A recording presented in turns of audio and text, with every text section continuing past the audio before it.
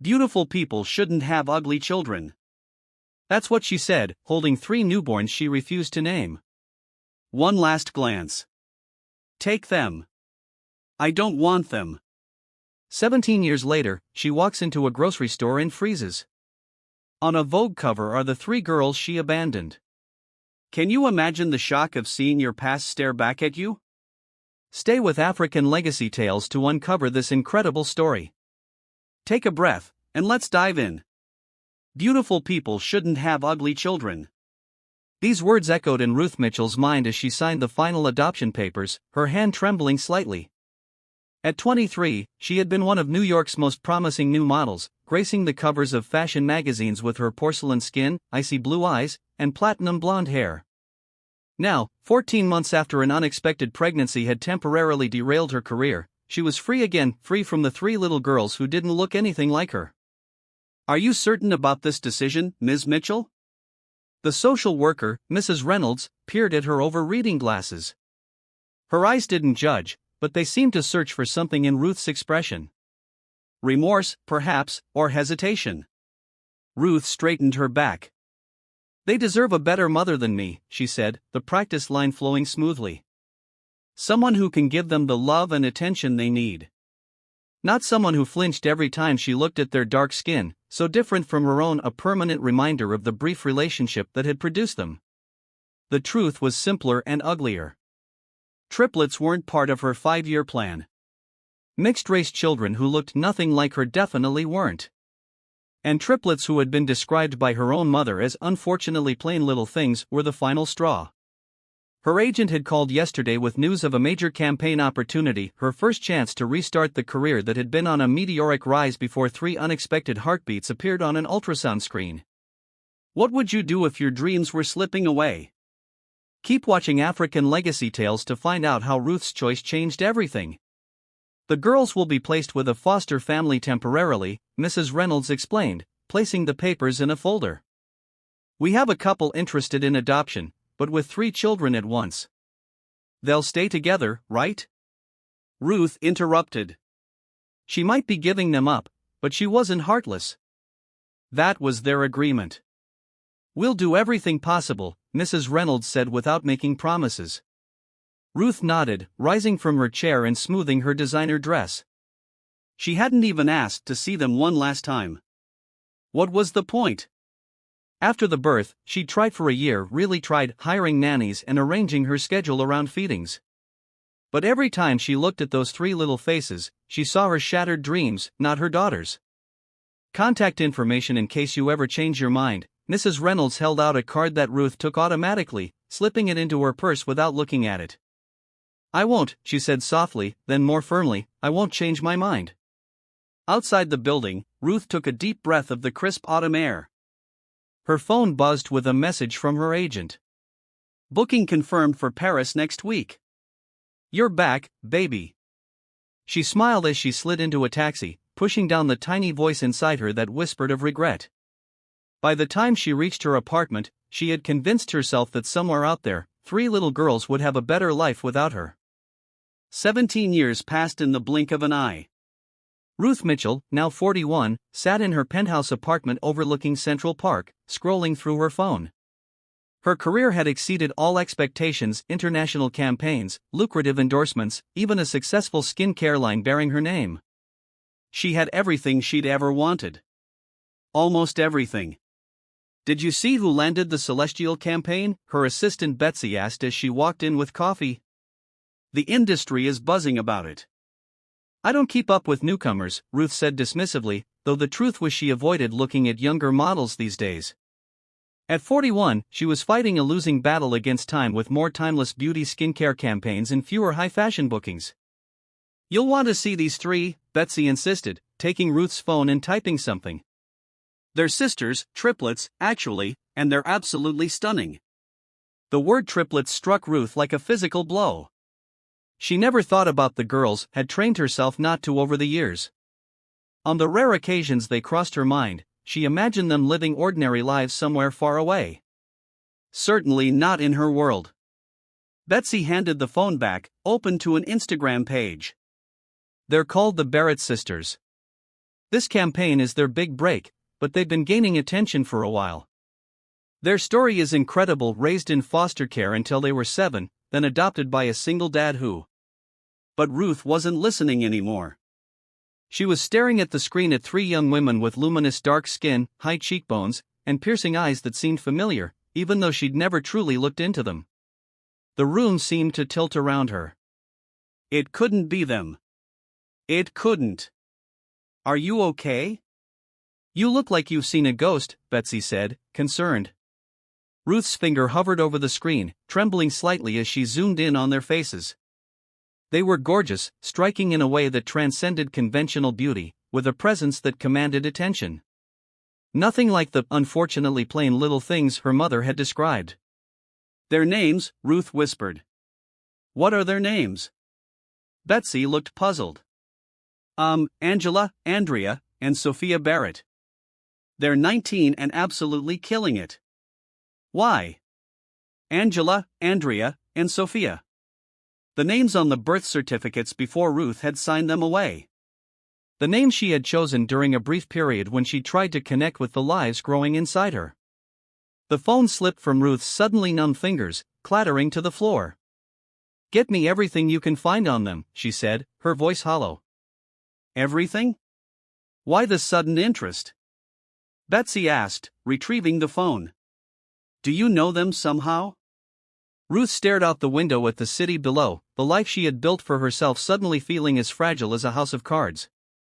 No, she lied, the words sticking in her throat. I don't know them at all. But they were coming to New York next week for the campaign launch. After 17 years of running away from her past, Ruth was about to come face to face with it in the form of 3 daughters who had no idea who she was and who had become everything she'd once believed they couldn't be.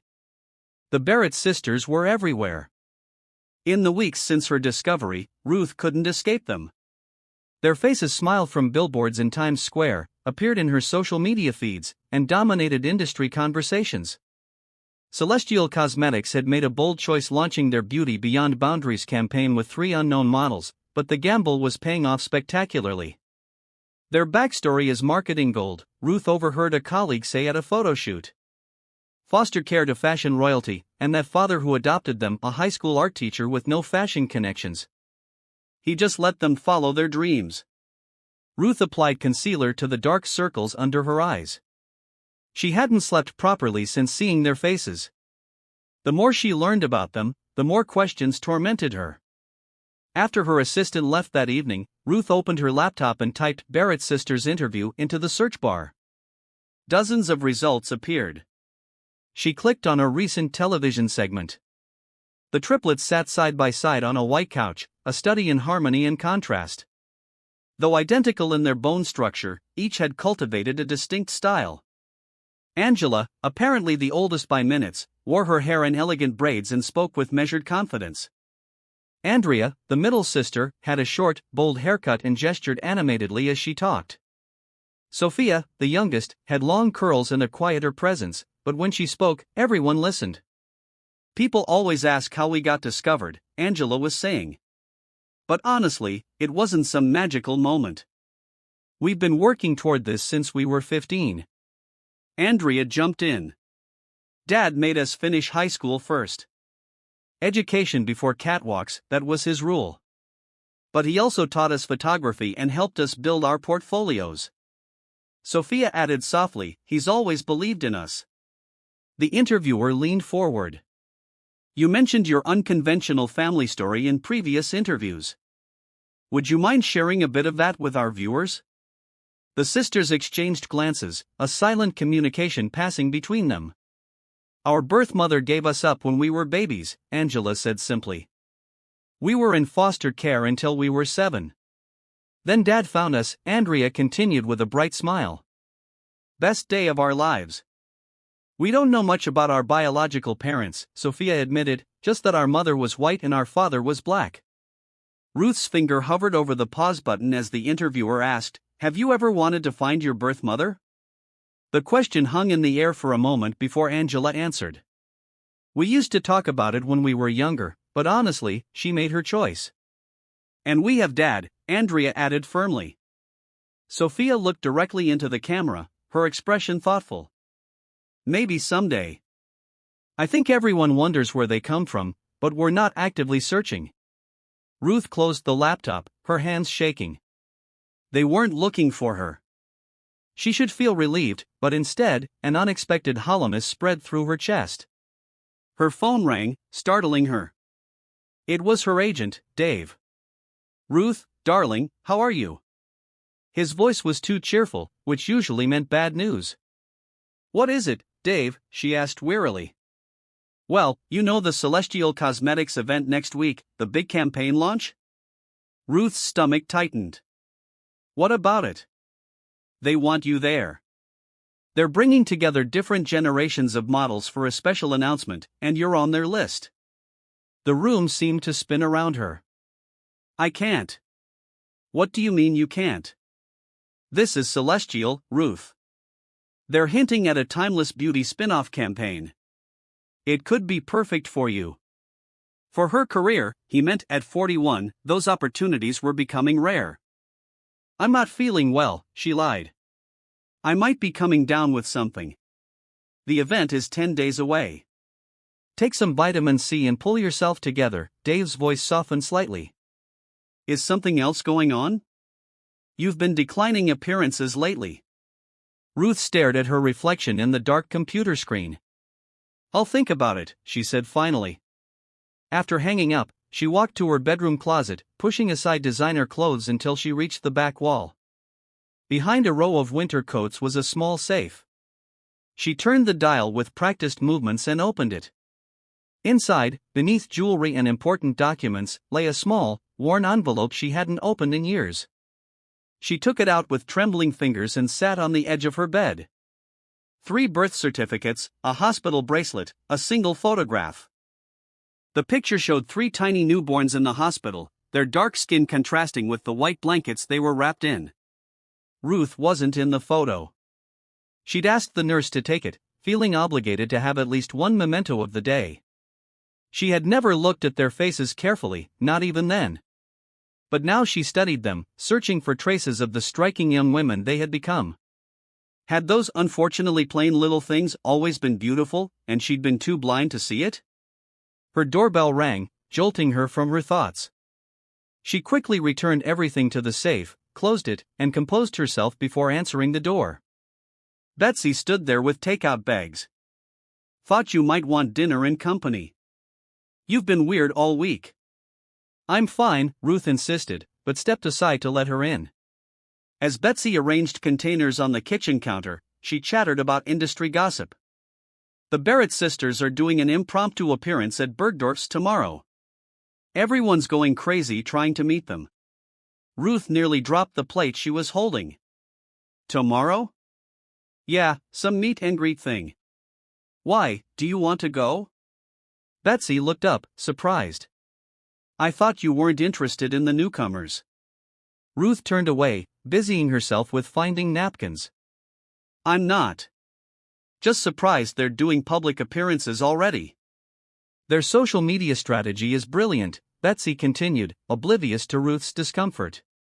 "Very authentic. They share stories about their childhood, their dad, even some of the tough times in foster care. People eat it up." "What kind of tough times?" Ruth asked before she could stop herself. Betsy shrugged. "The usual foster care stuff, I guess. They mentioned being separated briefly when they were about 3. Apparently, someone wanted to adopt just one of them, the prettiest one, if you can believe that. They talk about how their dad fought to keep them together." Something cold settled in Ruth's stomach. She hadn't known that. Had never asked what happened after she signed those papers. "What's their father like?" she asked, trying to sound casually interested. "Will Barrett? He seems amazing. Former Marine who became an art teacher. He's in a lot of their posts, this tall, serious-looking black man, absolutely beaming with pride. They call him their hero." Their hero. The title that could have been hers if she'd made different choices. Later that night, after Betsy left, Ruth found herself creating a fake Instagram account. She followed the Barrett sisters, scrolling through their posts until she found pictures of their father. Well, Barrett had kind eyes and a strong presence. In every photo with his daughters, his face radiated love and pride. In one post captioned, "Throwback to our first art show with Dad," a much younger Will sat surrounded by 3 little girls about 9 years old, all holding drawings. Their smiles were gap-toothed and genuine. Ruth touched the screen, her finger tracing the outline of those young faces. For the first time, she allowed herself to truly wonder what their voices had sounded like, what kind of games they'd enjoyed, what stories they'd liked to hear before bed. Before she could reconsider, she made a decision. She picked up her phone and called Dave. "I'll do the Celestial event," she said before he could speak. "Fantastic. I knew you'd come around.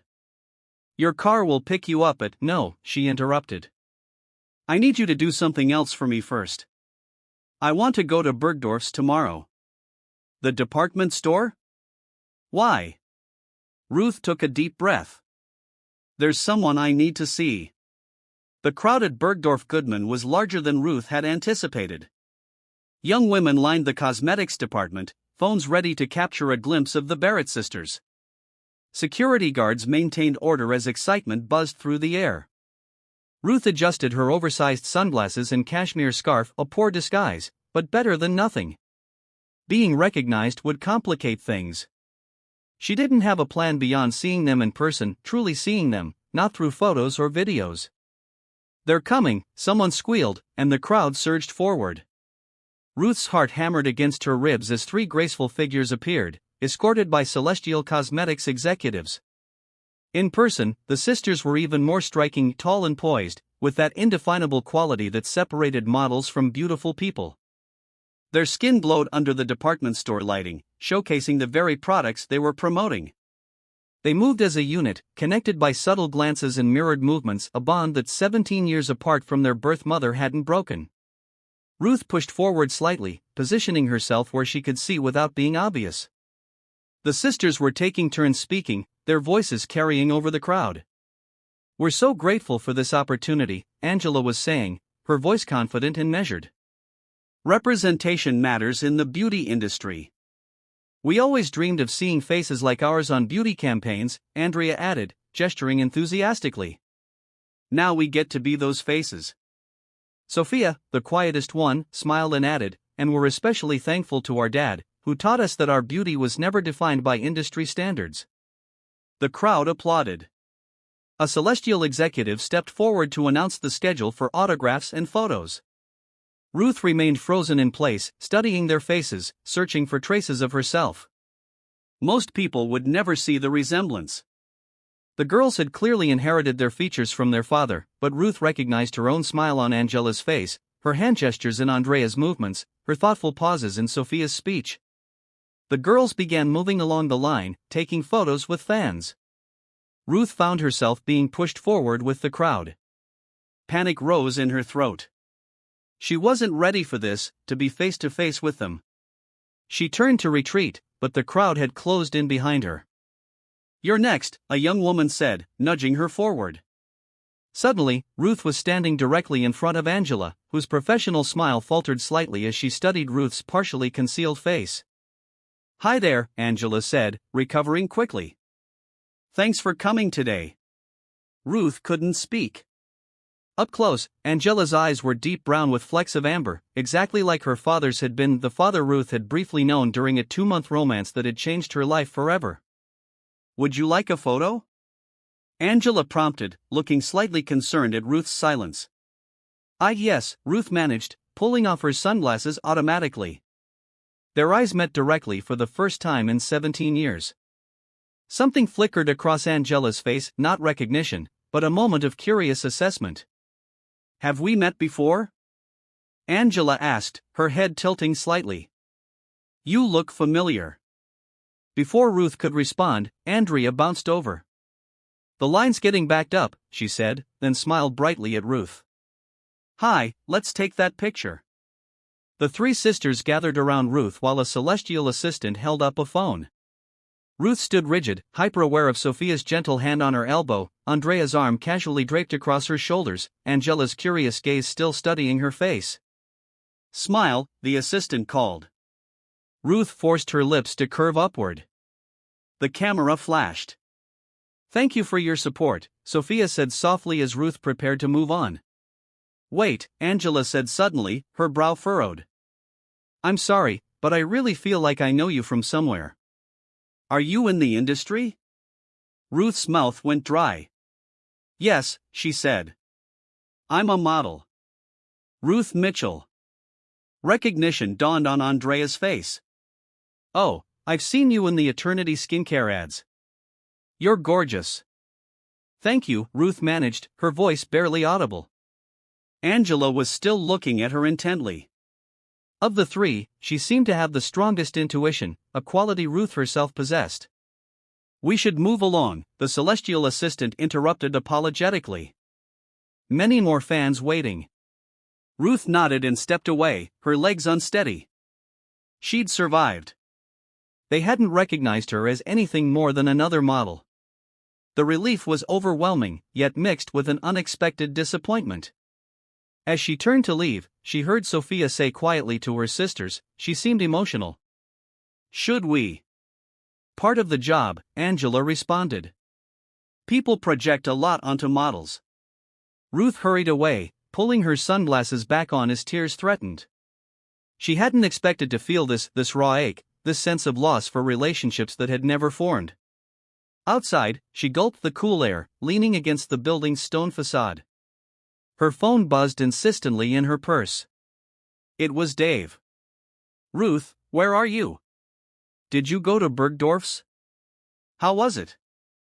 "I saw them," she said flatly. "And what's your interest in these girls anyway?" She couldn't tell him the truth. Dave had been her agent for only 10 years. He had no idea about the triplets. No one in her current life did. "Just professional curiosity," she lied. "They're good. Very professional." "Well, I hope your curiosity is satisfied because we have bigger concerns. I just got word that the Celestial event isn't just a campaign launch. They're announcing their new brand ambassadors across all age demographics." Ruth rubbed her temple, struggling to focus.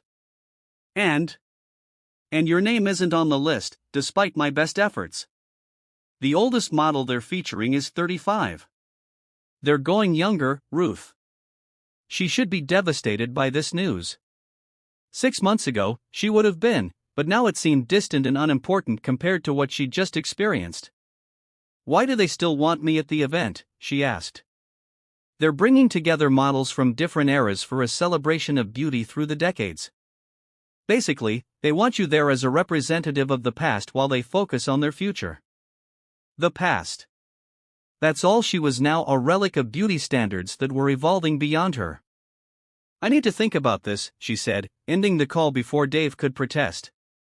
Back at her apartment, Ruth found herself doing something she'd never done before, using her real social media account to view the Barrett sisters' profiles. Within minutes, she found what she was looking for, a fresh post showing the three sisters at Bergdorf's, surrounded by fans. She zoomed in on the background of one photo and saw herself, sunglasses off, staring at Angela with an expression of such naked longing that it made her wince.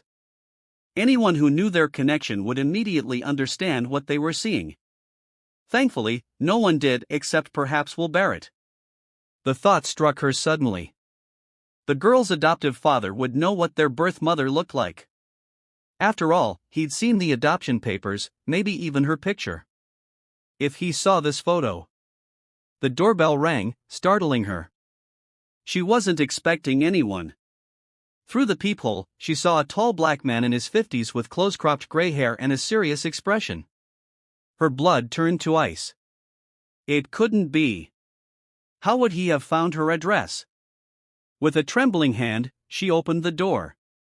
"Ruth Mitchell?" the man asked, his deep voice controlled but tight with emotion. "Yes," she whispered. "My name is Will Barrett." His eyes, so like his daughter's, studied her face. "I believe we need to talk about Angela, Andrea, and Sophia. May I come in?" Will Barrett asked, his expression unreadable. Ruth stepped aside wordlessly, her mind racing. How had he found her? What did he want? Most importantly, did the girls know he was here? Will entered her apartment, his presence filling the space in a way that made the luxurious penthouse feel suddenly small. He didn't look around at the expensive furnishings or the view of Central Park. His focus remained entirely on her.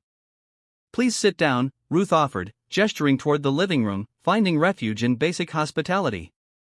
Will chose an armchair, perching on its edge rather than settling in. Ruth sat across from him, her hands clasped tightly in her lap. "How did you find me?" she finally asked. "I've always known who you were," he said quietly. "It was part of the adoption agreement. I received your basic information. I never planned to contact you. That was the understanding. Then why are you here now?" Will reached into his jacket and pulled out his phone. He turned it toward her, showing a social media post, the Barrett sisters at Bergdorf's. He zoomed in on Ruth's face in the background. "One of their fans tagged you in this photo," he explained. "Said they spotted legendary model Ruth Mitchell at the event. When I saw your face, the way you were looking at them, I knew this wasn't a coincidence." Ruth's throat tightened. "I didn't speak to them." "You did, actually," Will corrected her gently. "There's video. You told them your name." "I didn't tell them who I really am," she countered, defensiveness creeping into her voice. Will studied her for a long moment. "Why did you go see them, Ms. Mitchell? After 17 years of silence, why now?" The question hung between them, heavy with accusation. Ruth rose and walked to the window, buying time. The truth was, she barely understood her own motivations. "I saw them in an advertisement," she said finally. "It was a shock. I never expected to see them in my world." "Your world," Will repeated, something hardening in his voice. "The modeling world, you mean, where only beautiful people belong?" Ruth turned to him sharply. "That's not what I meant." "Isn't it?" Will stood now too. "I've read the adoption papers, Ms. Mitchell. I know the reason you gave them up: inability to bond due to physical differences. That's what you told social services." Shame burned through Ruth, hot and unexpected. She'd almost forgotten that clinical phrase she'd used, a sanitized version of the ugly truth. "They were babies," she said softly. "I couldn't see then what they would become." "They were always beautiful," Will said firmly. "From the very first day I met them." They were 7 years old, separated in different foster homes because no one would take all three. "Do you know what Angela asked me when I said I wanted to adopt them?" She asked if I thought they were pretty enough. Ruth closed her eyes against the pain of this revelation. A 7-year-old child already believed her worth was tied to her appearance. Will continued, his voice tight with controlled emotion. "Because someone, somewhere along the way, had taught her that lesson." "I never wanted that for them," Ruth whispered. "What did you want for them?" Will asked. "Did you ever think about that, about them at all?" The accusation stung because it was partly true. For years, she had pushed thoughts of the triplets away, focusing on her career, her life, her goals. It was only recently that she'd allowed herself to wonder. "They seem happy," she said instead of answering directly. "You've done an amazing job raising them." Will's expression softened slightly. "They're extraordinary young women. Talented, compassionate, and yes, beautiful inside and out. But they've had struggles too, questions about their identity, abandonment issues. The scars of being in the system before I found them." Guilt pressed down on Ruth like a physical weight. "I thought I was doing what was best for them," she said, the words sounding hollow even to her own ears. "Maybe you were," Will acknowledged, surprising her. "I can't judge your decision. I don't know what pressures you were under, what support you did or didn't have. But I do know my daughters, and I need to protect them." "Protect them from what?" Ruth asked, suddenly wary. "From being hurt again," he said simply. "They're just starting their careers. This campaign is a huge opportunity for them. Having their birth mother suddenly reappear, especially one who gave them up because she found them physically lacking, could devastate them." His words cut deep, but Ruth couldn't deny their truth. "I wasn't planning to tell them who I am," she said. "Then what were you planning?" Will asked. To keep showing up at their events, to watch them from a distance? To insert yourself into their lives without explanation? Put that way, her actions sounded disturbing, even to her. I don't know, she admitted. I didn't think beyond seeing them. Will nodded slowly, as if her answer confirmed something for him. He returned to his seat, and after a moment, Ruth did the same. The Celestial Cosmetics event, he said. You'll be there. It wasn't a question. Yes, she answered anyway. So will they. And so will I. Will leaned forward. I need to know your intentions, Ms. Mitchell. I need to know what to prepare for. Ruth felt cornered, forced to articulate feelings she hadn't fully processed. I don't want to disrupt their lives, she said finally. But I want to know them, somehow. Will considered this, his expression thoughtful. They've asked about you over the years, he said at last. Not often, but occasionally, particularly when they started modeling. They wondered if that interest came from you. Hope fluttered in Ruth's chest. What did you tell them? The truth, that I didn't know much about you, except that you were a white woman who had been unable to raise them. Will held her gaze steadily. I never disparaged you to them, if that's what you're wondering. I believe children need to form their own opinions about their biological parents. Thank you for that, Ruth said softly. I didn't do it for you, Will responded, his voice gentle but firm. I did it for them, to give them the space to process their feelings without my judgment coloring their perspective. They sat in silence for a moment, the weight of 17 years' separation between them. What happens now? Ruth finally asked. Will sighed deeply. I don't know. That's partly up to you. But I want to be clear about something. If you decide to tell them who you are, I won't stop you. But if you hurt them, if you come into their lives only to disappear again when it becomes inconvenient, there will be consequences. The protective love in his voice was so fierce that Ruth had to look away. This was what a parent sounded like, someone who would move mountains to shield their children from pain. I understand, she said. Will stood, reaching into his pocket.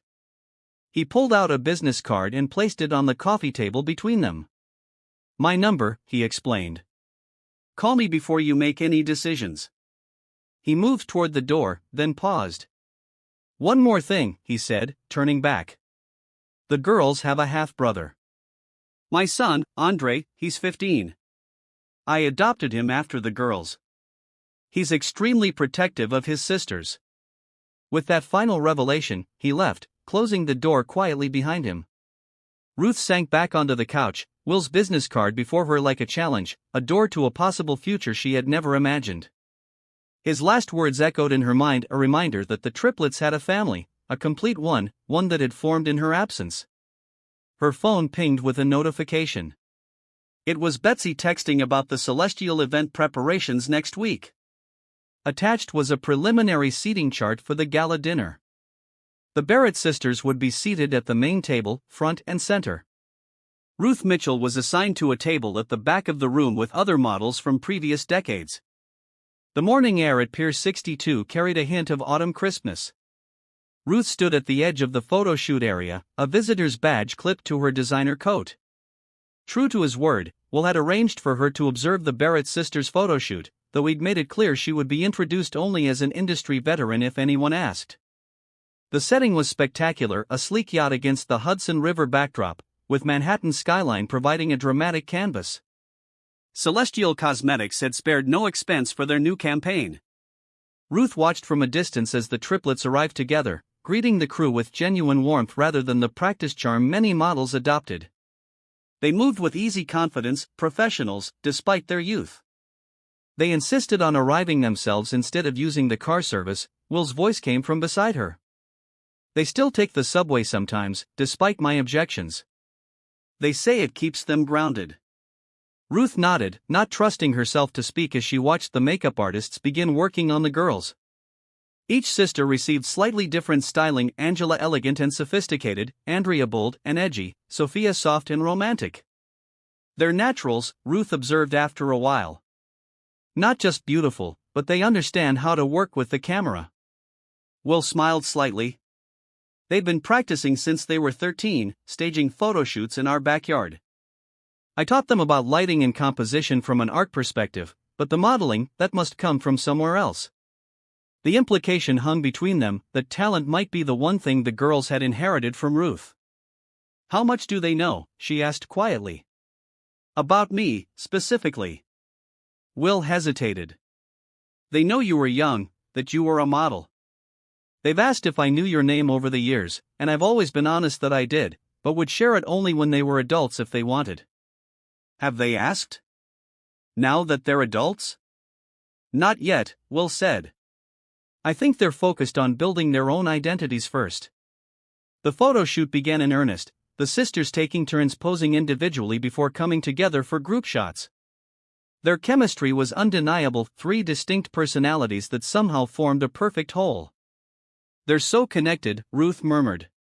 Even after being separated in foster care, Will nodded. The bond between them is extraordinary. When I first met them, they were in different homes, but they would cry for each other at night. The social workers called them supernaturally connected. That's actually why I learned about them. I was initially looking to adopt one child, but their caseworker insisted they needed to stay together. And you took all three, Ruth said, a question in her voice. Best decision I ever made, Will replied simply. Though it wasn't easy. I was a single dad teaching high school art, suddenly responsible for three traumatized 7-year-old girls. Ruth studied his profile, seeing the strength that had sustained not just the girls, but the entire family he'd created. Why did you do it? She asked. Take on such a challenge? Will was quiet for a moment, watching as Andrea laughed at something the photographer said. I was in foster care myself as a child, he finally answered. Never adopted. When I came back from my second tour in Afghanistan, I knew I wanted to provide the home I never had. The girls needed someone who understood what they'd been through. The revelation settled over Ruth, another layer to this man who had given her daughters everything she couldn't. Do you resent me? She asked suddenly. For giving them up? Will considered the question carefully. No, he said finally. If you hadn't, they wouldn't be my daughters.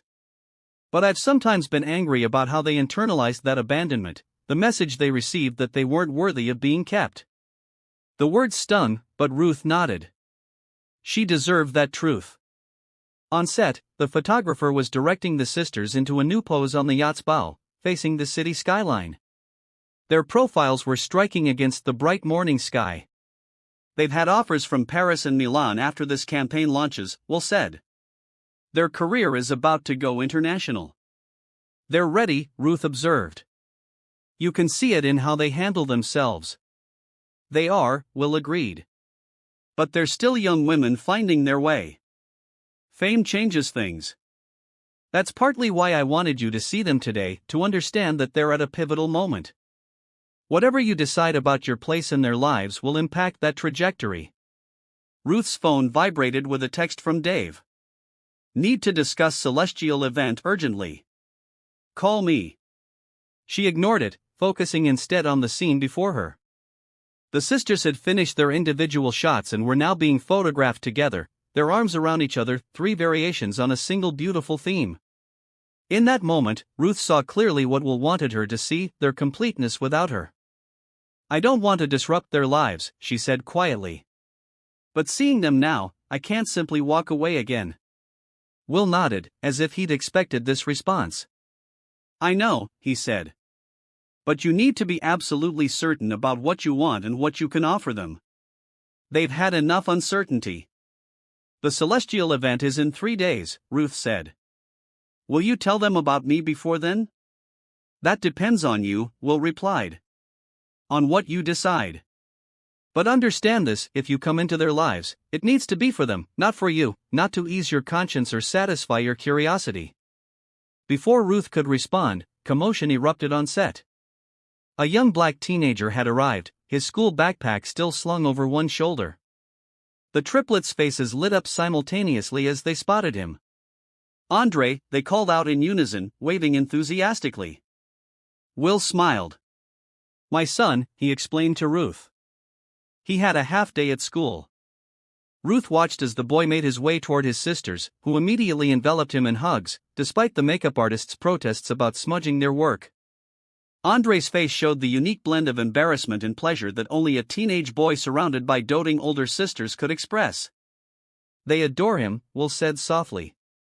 He was only 5 when I adopted him, 2 years after the girls. They immediately appointed themselves his protectors and champions. Something twisted in Ruth's chest as she observed this family, a family that had formed without her, that was complete without her. Despite all the logic telling her to walk away, to leave these young women to their bright futures untethered to a mother who had once rejected them, she couldn't silence the growing certainty that she needed to know them, and perhaps allow them to know her. I want to meet them, she said suddenly. Properly meet them, not as a random model at an event, but as their birth mother. Will's expression remained calm, but his eyes sharpened. Are you certain? Yes, Ruth said, surprising herself with her conviction. But I'll follow your lead on how and when. You know them best.